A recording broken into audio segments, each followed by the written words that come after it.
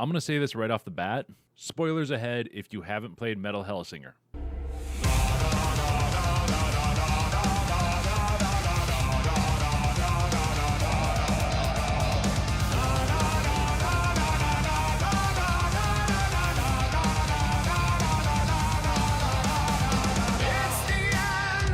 So at the time that I wrote the script for my Metal Hellsinger 10-hour impressions, I hadn't finished the game.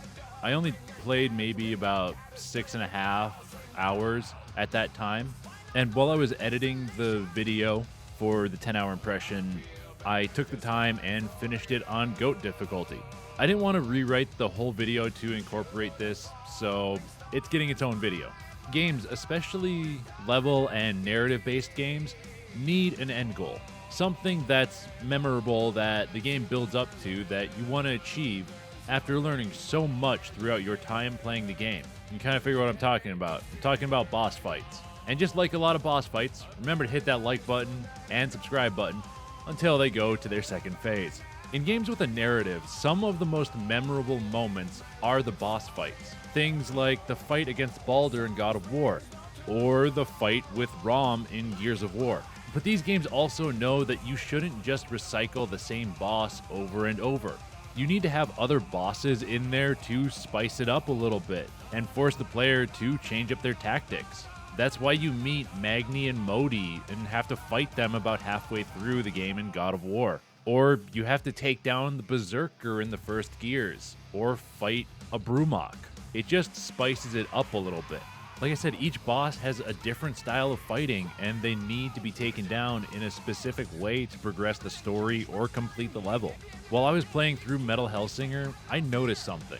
Every single boss is the same except for the last boss. Every boss does add in something slightly new to the formula, so their mechanics are not entirely the same, but their models and base elements are basically the same each time. Every boss except for the Red Judge herself is a flying head with wings that wrap under it. Looking closer, each boss is a little different based on what level you're in, but it's not different enough to notice when you're playing. When I was playing, I thought every single final boss was literally the same thing, just recycled again. I had to look up each of the bosses after playing to notice it.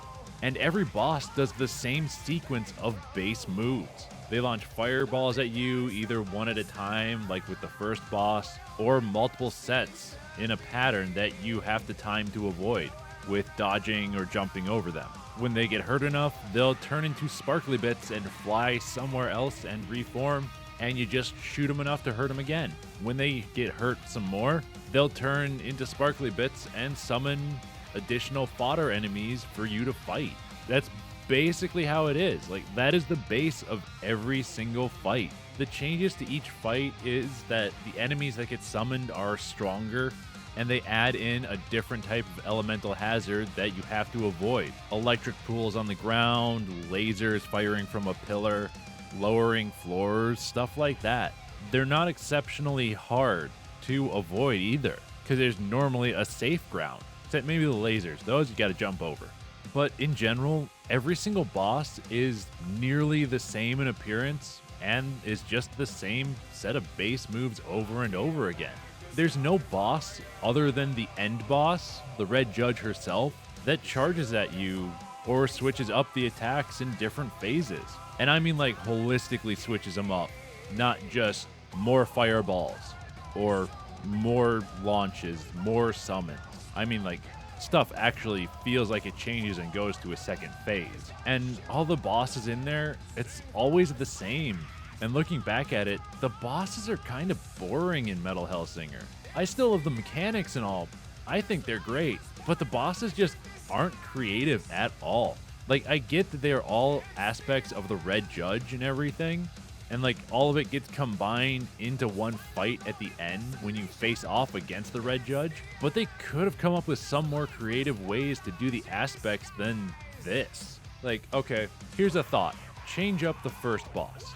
Change it up so that early on, you don't face any of the Red Judge's actual aspects, but a supersized version of one of the behemoths that's enraged by her anger aspect and is wearing like her mask, like her face as a mask, basically.